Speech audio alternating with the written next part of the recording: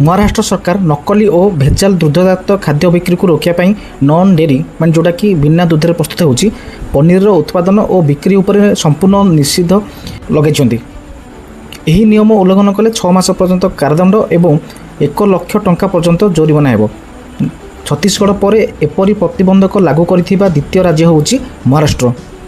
राज्यर खाद्य सुरक्षा कमिशनर तुकाराम मुंडे द्वारा जारी होइथिबा निषेधादेश अनुसार आनालग किंबा नॉन डेरी पनीर उत्पादन प्रक्रियाकरण पैकिंग गच्छित रखा परिवहन खुचुरा और पाइकारी बिक्री बंटन को राज्यव्यापी निषिद्ध कर खाद्य सुरक्षा और मानक आईन 2006 अनुजाई अपराधर गुरुत्व अनुसार दोषी को 6 मास पर्यंत जेल एवं 1 लाख टंका पर्यंत जरिमाना हो पारे।